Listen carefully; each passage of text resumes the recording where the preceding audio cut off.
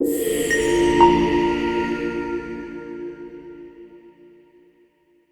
hi, so we talk about read aloud. പി ടിയിലെ വളരെ പ്രധാനപ്പെട്ട ഒരു സെക്ഷനാണ് റീഡ് അലൗഡ്. റീഡ് അലൗഡ് എന്തുകൊണ്ട് പ്രധാനപ്പെട്ടതാണെന്ന് പറഞ്ഞാൽ സ്പീക്കിങ്ങിൻ്റെ ഏത് സെക്ഷൻ ആണെങ്കിലും this talks about the clarity, the foundation aspect in speaking. Say for example നിങ്ങൾ സ്പീക്കിങ്ങിൽ ഡിസ്ക്രൈബ് ഇമേജ് ചെയ്യുകയാണെന്ന് വയ്ക്കാം. ആ ഡിസ്ക്രൈബ് ഇമേജിൽ ക്ലാരിറ്റി വോയിസിൽ ഇല്ലാത്തത് നിങ്ങൾ റീഡ് അലൗഡ് കൃത്യമായി പ്രാക്ടീസ് ചെയ്യാത്ത കാരണമാണ്. നിങ്ങളുടെ ഫോക്കസ് കൃത്യമായി റീഡ് അലൗഡിൽ ഇല്ലാത്ത കാരണം you get stuck and you are not able to deliver well in describe image. When it comes to clarity of the content or the fluency aspect, that all accounts to your read aloud base. So describe image just for example ആണ് സ്പീക്കിംഗിലെ ഏത് section ആണെങ്കിലും if read aloud is not proper, then you are facing an issue. Say for example, read aloud എന്താണെന്ന് ഞാൻ മനസ്സിലാക്കി തരാം, ധാരണ എന്താണെന്ന് മനസ്സിലാക്കാം. ഒരു പാരഗ്രാഫ് നമുക്ക് കിട്ടുന്നു, ആ paragraph within A stipulated period of time you record it. ഇവിടെ നോക്കിയാൽ അറിയാം, you get A recording time of 35 seconds. Okay, 35 seconds. And recording time of 35 seconds, ഇവിടുത്തെ കോണ്ടന്റ് എത്രയുണ്ടെന്ന് നമുക്ക് കൃത്യമായ ഒരു ധാരണയില്ല. Because you may be able to read this within 25 seconds. You may be able to read the content in 20 seconds. You may be able to read the content in just 30 seconds. It depends. It varies from person to person.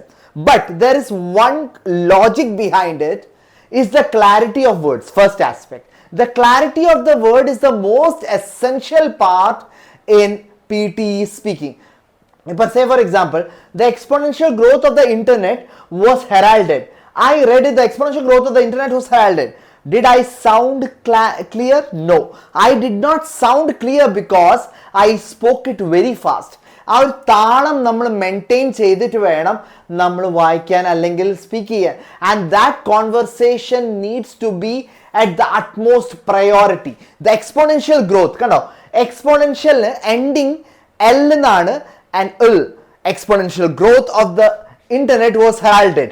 ഇവിടെ ED എപ്പോഴും read അലൗഡിലെ ഒരു കാര്യം നിങ്ങൾ ശ്രദ്ധിക്കേണ്ടത്, ING വേർഡിൽ അവസാനിക്കുന്നത്, ED വേർഡിൽ അവസാനിക്കുന്നത്, IN വേർഡിൽ അവസാനിക്കുന്ന words ഭയങ്കരമായി ശ്രദ്ധിക്കണം. S വേർഡ് അല്ലെങ്കിൽ ES വേർഡിൽ അവസാനിക്കുന്ന വേർഡ്സ് കൃത്യമായിട്ട് ശ്രദ്ധിച്ചില്ലെങ്കിൽ that word remains very much incomplete.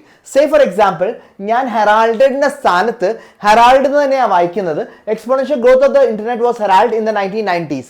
ഹെറാൾഡഡ് എന്ന് ഞാൻ സ്പീഡിൽ വായിക്കുന്ന കാരണം I did not notice it, nor did I make an effort to read loud.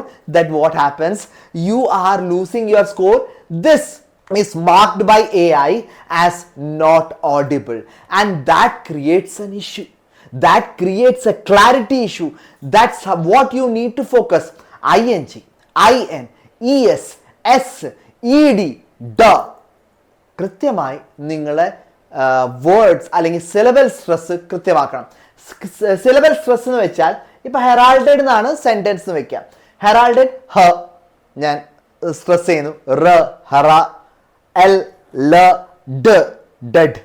കണ്ടോ, ഈ 3 സ്ട്രെസ് പോയിന്റുകൾ നമ്മൾ ശ്രദ്ധിക്കണം. ഇനി ഇത് ഭയങ്കര സ്ലോ ആയിട്ട് വായിക്കാൻ പറ്റുമോ? ഹെറാൾഡഡ് എന്ന് വായിക്കാൻ പറ്റുമോ? What happens, it accounts to 2 or 3 words. AI അത് മനസ്സിലാക്കുന്ന ഹെറാ എൽ ഡെഡ്, അത് വേറെ രീതിയിലാണ് മനസ്സിലാക്കുന്നത്. ഒരുമിച്ച് ഒറ്റ വേർഡായിട്ട് കൊണ്ടുവരണമെങ്കിൽ ഹെറാൾഡഡ് എന്ന് പറയണം, അല്ലാതെ ഹെറാൾഡഡ് എന്ന് വായിച്ചാൽ word is clear to the person who is sitting in front of you, but the AI is not able to decipher whether it was a single word or a combination of 2 or 3 words. So the clarity aspect regarding read aloud പലപ്പോഴും പല സ്റ്റുഡൻസും കൊണ്ടുവരുന്ന mistake ആണ്. Make sure when you practice this, practice in the same way that is required. നിങ്ങൾ ഇത് ഒരു content, അപ്പം ഇതുപോലെ തന്നെയാണ് നമ്മൾ ഭയങ്കര സ്പീഡ് കുറഞ്ഞ കോണ്ടന്റുകളൊക്കെ ആണെങ്കിൽ എന്തുണ്ടാവുമെന്ന് വെച്ചാൽ, ഞാൻ the exponential growth of the internet was heralded എന്ന് വായിക്കുമ്പോൾ every word is clear, but what is happening, ഞാൻ വേണ്ട സ്പീഡിനേക്കാളും കുറഞ്ഞ സ്പീഡിലാണ് വായിക്കുന്നത്. In case this content is to be read in 30 seconds, how do you come to know? That comes through practice. അല്ലെങ്കിൽ നിങ്ങൾക്ക് എന്തെങ്കിലും സഹായം വേണമെങ്കിൽ ഞങ്ങൾ അപ്രോച്ച് ചെയ്യാനുമാണ്. ബട്ട് അത് ഒരു അസസ്മെൻ്റ് ഇല്ലാത്തൊരവസ്ഥ വരുമ്പോഴാണ് നമ്മൾ ഭയങ്കരമായിട്ട് സ്ലോ അല്ലെങ്കിൽ ഭയങ്കരമായിട്ട് ഫാസ്റ്റായിട്ട് വായിക്കാം. ഫാസ്റ്റായിട്ട് വായിച്ചാൽ ക്ലാരിറ്റി ലോസ് വരും, സ്ലോ ആയിട്ട് വായിച്ചാൽ നമ്മൾ വേണ്ട രീതിയിൽ ടെമ്പോ പോകും. ഇത് രണ്ടും ഫ്ലുവൻസിനെ ബാധിക്കും. അപ്പോൾ റീഡ് അലൗഡ് 40-50 ഒറ്റ സിറ്റിങ്ങിൽ ചെയ്താൽ പോരാ. ഒരുമിച്ച് ഒരു മാസം കൊണ്ട് നിങ്ങൾ 100 എണ്ണം ചെയ്താൽ പോരാ. Make sure that is a clarity involved when you are doing read aloud. And if you are not able to get that required score, we are always there to help you out. Approach us. We are there to guide you. Thank you.